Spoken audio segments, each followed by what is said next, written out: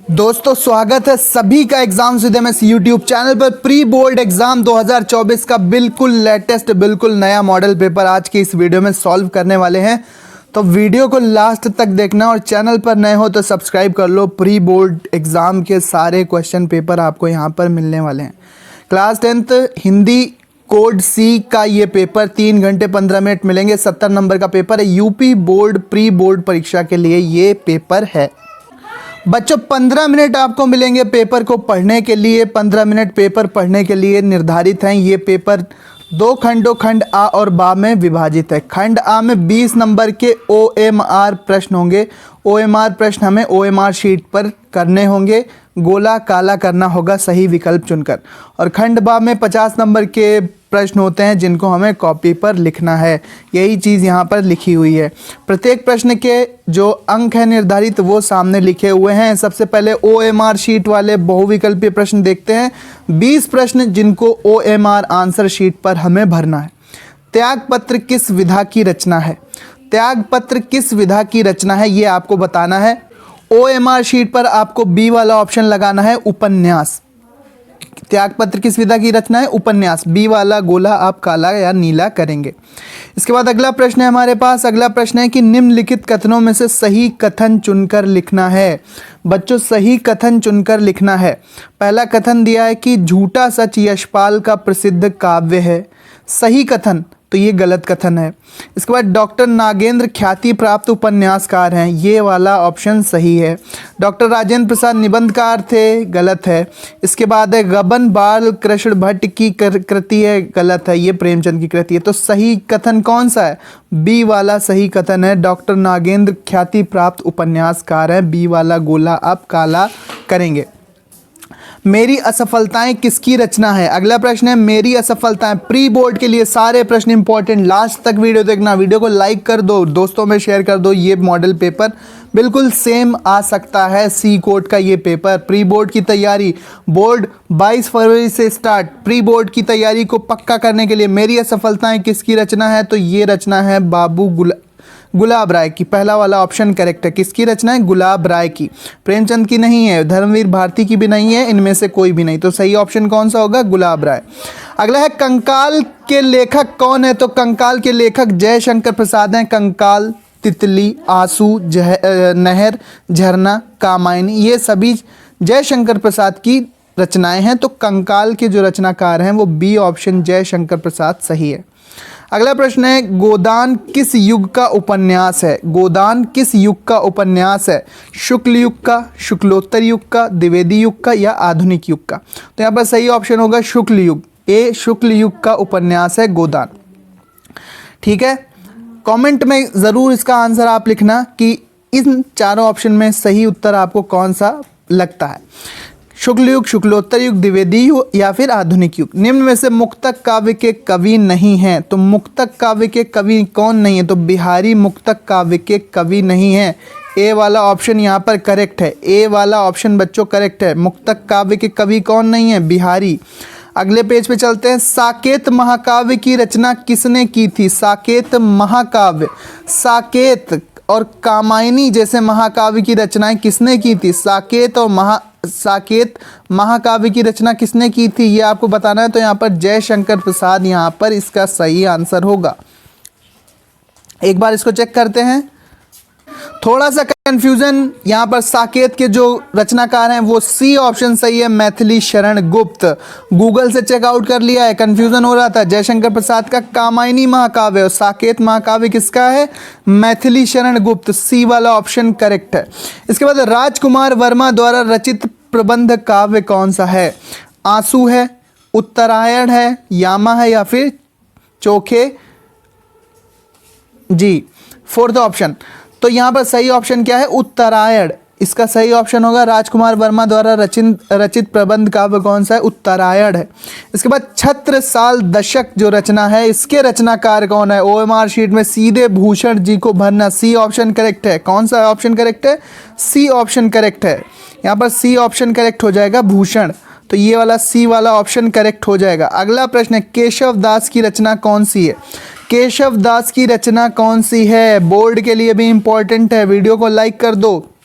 PDF आपको मिल जाएगा इसका टेलीग्राम चैनल पर, लिंक डिस्क्रिप्शन में, ज्वाइन कर लो। रामचंद्रिका केशव दास की रचना कौन सी है? रामचंद्रिका, पहला वाला ऑप्शन यहाँ पर करेक्ट हो जाएगा। रामचंद्रिका ये केशव दास की रचना है। इसके बाद करुण रस का स्थायी भाव पूछा गया, तो करुण रस का स्थायी भाव क्या होता है? शोक होता है। हास्य रस का स्थायी भाव हास होता है। भय किसका स्थायी भाव होता है, ये आपको बताना है कमेंट में कि भय किसका स्थायी भाव होता है। तो यहाँ पर सही ऑप्शन का क्या है? करुण रस का स्थायी भाव क्या है? तो ये हो गया शोक, ए वाला आपको भरना है। हरि जननी में बालक तेरा, इस पंक्ति में कौन सा अलंकार है? इस पंक्ति में कौन सा अलंकार है? तो इसमें रूपक अलंकार है। इसमें कौन सा अलंकार है? रूपक अलंकार है, रूपक। इसके बाद रोला छंद के प्रत्येक चरण में कितनी मात्राएं होती हैं? तो रोला में कितनी होती हैं? 24 मात्राएं होती हैं। रोला छंद में कितनी मात्राएं होती हैं? तो 24 होती हैं। सी वाला ऑप्शन यहाँ पर करेक्ट है। अगला है मौक्तिक शब्द का तद्भव क्या है? मौक्तिक शब्द का तद्भव क्या है? तो इसका तद्भव क्या हो गया? मोती। मोती हो गया मौक्तिक शब्द का तद्भव। जो शुद्ध वर्ड है संस्कृत का, वो मोती को मौक्तिक कहते थे, तो यहाँ पे इसका मोती, ए वाला ऑप्शन करेक्ट है। अगला है हमारे पास कि तिरंगा में कौन सा समास है? तिरंगा में कौन सा समास है? यहाँ पर आपको बताना है। द्वंद्व है, कर्मधारय है, द्विगु है या फिर बहुब्रीहि है? तो इसमें द्विगु समास है, क्योंकि इसका जो पहला वर्ण है वो एक संख्या की ओर इंगित करता है, तो यहाँ पर द्विगु समास होगा। कौन सा समास होगा? द्विगु समास, बी वाला ऑप्शन करेक्ट है। 3 रंगों वाला यानी तिरंगा, तो द्विगु समास। इसके बाद त्व प्रत्यय लगाकर कौन सा शब्द बनेगा? त्व प्रत्यय लगाकर कौन सा शब्द बनेगा? तो मृदुत्व, मृदुत्व शब्द बनेगा। ए वाला ऑप्शन सही है। अंबर और वसन किस शब्द के पर्यायवाची हैं? अंबर और वसन किस शब्द के पर्यायवाची हैं? तो ये कपड़े के पर्यायवाची हैं। कपड़ा को अंबर भी कहते हैं और वसन भी कहते हैं। बी वाला ऑप्शन करेक्ट है। अगला है 18वां प्रश्न। 18वां प्रश्न, प्रति प्लस उत्तरम की संधि क्या हो जाएगी? प्रति प्लस उत्तरम की संधि हो जाएगी प्रत्युत्तरम। ए वाला ऑप्शन सही है, प्रत्युत्तरम। प्रत्युत्तरम इसका सही आंसर हो जाएगा, प्रत्युत्तरम। अगला प्रश्न है हमारे पास प्रश्न 19 OMR के लिए कि फल शब्द का चतुर्थ विभक्ति द्विवचन रूप क्या है? चतुर्थ विभक्ति द्विवचन फलाभ्याम, फलाभ्याम। ए वाला ऑप्शन करेक्ट है। पठंतु रूप का पठ धातु क्या है? तो ये लोट लकार होगा, लोट लकार। ए वाला ऑप्शन करेक्ट है। तो 20 OMR के प्रश्न बिल्कुल पक्के हो गए हमारे यहाँ पर, बिल्कुल सॉल्व। अब चलते हैं लिखने वाले प्रश्नों की तरफ, देखते हैं कैसे उन्हें सॉल्व करेंगे। बोर्ड की तैयारी अच्छी हो जाएगी अगर आप प्री बोर्ड का ये पूरा पेपर सॉल्व अच्छे से करोगे, देखोगे इस वीडियो को। तो खंड बा 50 नंबर के लिखने वाले प्रश्न, पहले गद्यांश एक दे दिया है और इस गद्यांश पर आधारित 3 प्रश्नों के उत्तर देना है। अब गद्यांश क्या है? गद्यांश देखते हैं। तो गद्यांश है, यहाँ पर लिखा हुआ है, ये यहाँ से लेकर गद्यांश यहाँ तक दिया हुआ है। तो सबसे पहले 3 प्रश्नों में पहला प्रश्न जो है बच्चों वो है कि उपर्युक्त गद्यांश के पाठ और लेखक का नाम क्या है? पाठ और लेखक का नाम आपको बताना है। इसके बाद रेखांकित अंश की व्याख्या करनी है। रेखांकित अंश की व्याख्या मतलब यह हे भगवान से लेकर इतना साहस तक जो रेखांकित अंश है, अंडरलाइन जिसके नीचे रेखा खिंची हुई है, उसकी व्याख्या करना है। और इस गद्यांश में ममता कि किस मनोवृत्ति को स्पष्ट किया गया है, तो ये ममता नामक पाठ से लिया गया होगा। आप कमेंट करके बताओ कि इस पाठ के लेखक कौन हैं।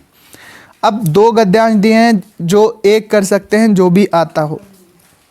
तो अथवा में दिया हुआ है ईर्ष्या की बड़ी बेटी का नाम निंदा है। ईर्ष्या की बड़ी बेटी का नाम निंदा है। जो व्यक्ति ईर्ष्यालु होता है, ईर्ष्यालु मतलब जलन रखने वाला होता है, वही बुरे किस्म का निंदक भी होता है। निंदा करना मतलब बुराई करना। दूसरों की निंदा वह इसलिए करता है कि इस प्रकार दूसरे लोगों, जनता और मित्रों की आंखों में गिर जाए और जो स्थान रिक्त होगा उसमें वो अनायास ही बैठा दिया जाएगा या जाऊंगा।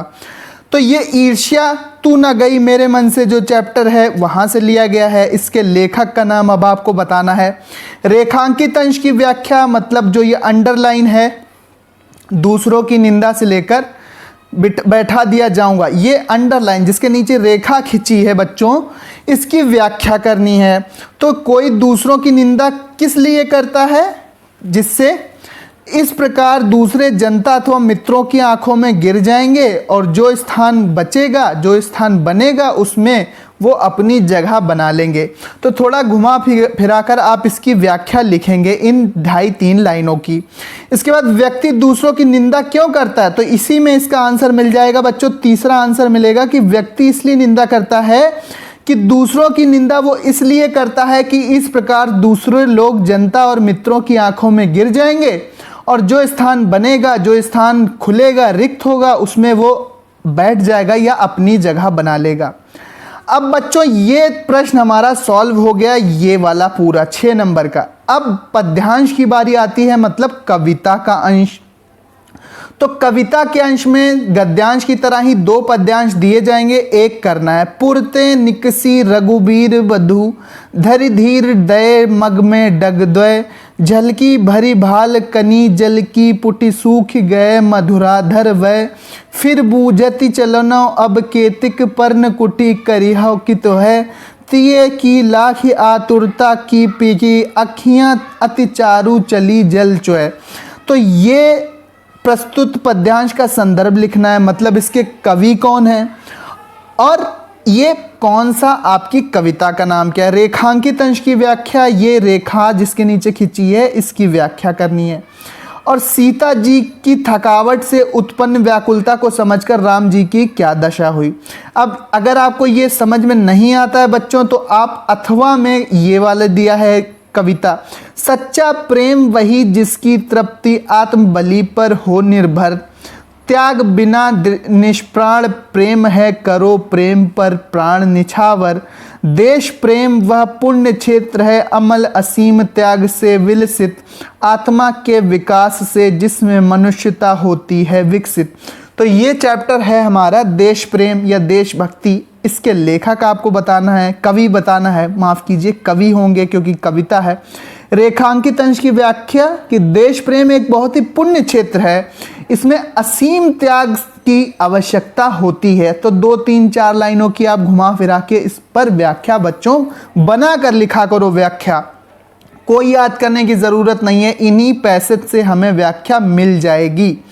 इसके बाद कवि के अनुसार वास्तविक प्रेम क्या है, तो कवि के अनुसार जो वास्तविक प्रेम है वो ऐसा प्रेम है जिसकी तृप्ति आत्म बलि पर निर्भर हो, यानी आवश्यकता पड़े तो उसमें आप अपनी भी बलि दे सको, अपनी जान को भी न्यौछावर कर सको।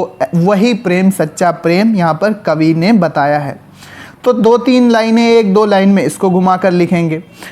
जीवन परिचय तो बाद में लिखेंगे, लेकिन अब संस्कृत गद्यांशों में से किसी एक का संदर्भ सहित हिंदी में अनुवाद करना है। तो एषा नगरी भारतीय संस्कृति संस्कृत भाषया क्षेत्र केंद्र स्थलम अस्ति इत एक संस्कृत वाड्यम। अब ये संस्कृत का यहाँ पर पूरा पैसेज दिया है, इसका हिंदी में अनुवाद करना है। नहीं आता पहला वाला तो खा वाला कर लो। खा वाला क्या है कि आकस्माक संस्कृति सदा गतिशील वर्तते, ठीक है। तो किसी एक पैसेज का आपको पाठ का नाम लिखना है और इसका उठा के हिंदी में अनुवाद करना है। ये जो 1, 2, 3, 4, 5, 5.5 लाइनें दी हैं, इधर कितनी लाइनें दी हैं, इसमें 4 से 5 लाइनें पहले में दी हैं। का खा में कोई एक करना है। अब आपको यही काम एक श्लोक के साथ करना है कि का खा 2 श्लोक दिए हैं, किसी एक श्लोक का संदर्भ सहित, संदर्भ मतलब ये बताना है कि कौन से पाठ से लिया गया और हिंदी में अनुवाद करना है। हिंदी में इन श्लोक का अर्थ क्या होगा यह आपको बताना है। का खा 2 श्लोक दिए हैं बच्चों, ये का दिया हुआ है, ये खा दिया हुआ है। तो सर्वे भवन्तु सुखिना सर्वे सन्तु निरामया सर्वे भद्राणि पश्यन्तु माँ कश्चित् दुख भाग भवेत। ये बड़ा फेमस श्लोक है, इसका अर्थ आपको पता होगा, हिंदी में अनुवाद करेंगे। इसके बाद स्वपठित खंड काव्य के प्रमुख पात्र का चरित्र चित्रण करना है। इसके बाद स्वपठित खंड काव्य के 5म सर्ग का कथासार लिखो। एक लेखक का जीवन परिचय और उनकी रचना। जयशंकर प्रसाद मोस्ट इंपॉर्टेंट, याद कर लो, बोर्ड में भी फंसेगा। डॉक्टर राजेंद्र प्रसाद का लिख सकते हैं, रामधारी सिंह दिनकर जी का भी लिख सकते हैं, उनकी एक रचना भी लिखना है। जयशंकर प्रसाद की रचनाएं कामायनी, आंसू, लहर, झरना, कंकाल, तितली, इरावती। राजेंद्र प्रसाद की रचना का नाम तुम कमेंट बॉक्स में बताओ। 2 रचनाओं का नाम बच्चों कमेंट बॉक्स में लिखना है आपको। रामधारी सिंह दिनकर की भी 2 रचनाओं और राजेंद्र प्रसाद की 2 रचनाओं का नाम कमेंट में लिखो। इसके बाद कवि का जो जीवन परिचय है, उनकी एक रचना तुलसीदास का यहाँ पर पूछा गया, रसखान का पूछा गया और माखनलाल चतुर्वेदी का पूछा गया है। तो तुलसीदास की रचनाएं विनय पत्रिका, कवितावली, दोहावली, गीतावली, रामलला, नहछू, इतनी सारी रचनाएं और जीवन परिचय हम आपको पता ही है कैसे लिखना होता है। तुलसीदास का मोस्ट इंपॉर्टेंट है। महादेवी वर्मा जी का भी जीवन परिचय आप याद कर लेना।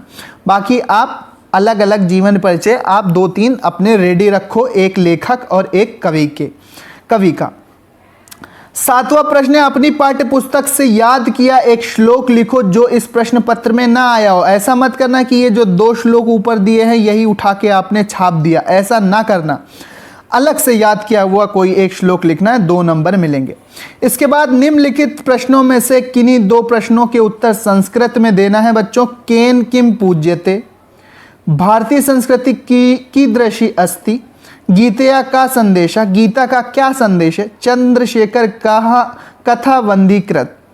तो इन 2 प्रश्नों के आपको उत्तर देने हैं। 4 प्रश्न दिए हैं, 1 2 3 4, 2 के आपको संस्कृत में ही उत्तर लिखने हैं।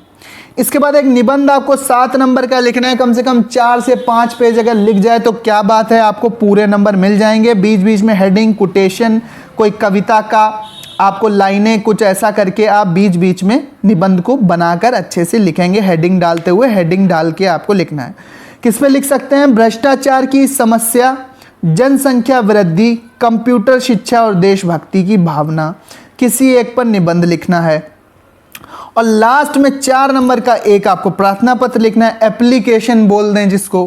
प्रधानाचार्य को छात्रवृत्ति यानी कि वजीफा के लिए आपको एक प्रार्थना पत्र लिखना है। भाई वजीफा में कोई आपको दिक्कत आ रही है, उसके लिए आप प्रार्थना पत्र लिखेंगे।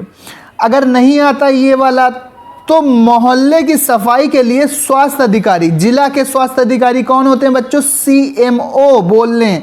क्या बोलेंगे उनको? जिला स्वास्थ्य अधिकारी। जिला स्वास्थ्य अधिकारी के नाम एक पत्र लिख देना कि आपके मोहल्ले में काफ़ी गंदगी है। 1 पेज में पत्र आएगा आपका कि गंदगी है और उसको उठवाने की कृपा की जाए। तो उस पर एक पत्र आप बनाकर अच्छे से देख लेना, आपको क्वेश्चन बैंक में पत्र मिल जाएगा। तो ये पूरा पेपर था। इसका PDF बच्चों आपको टेलीग्राम चैनल पर मिल जाएगा। टेलीग्राम चैनल का लिंक डिस्क्रिप्शन में है, जल्दी से ज्वाइन कीजिए। बाकी प्री बोर्ड के भी सारे इंपॉर्टेंट क्वेश्चन हम यहाँ पर कराने वाले हैं। प्री बोर्ड और बोर्ड की तैयारी आपकी अच्छी होगी। अगर प्री बोर्ड अच्छा जा रहा है तो समझ लो बोर्ड भी आपका अच्छा ही जाएगा। तो तैयारी में लगे रहो। Instagram page exams with MS, YouTube channel exams with MS, Instagram पर भी आपको लगातार टिप्स ट्रिक्स मिलते रहते हैं। तो बाकी कोर्ट के भी पेपर लाएंगे, चैनल सब्सक्राइब कर लो।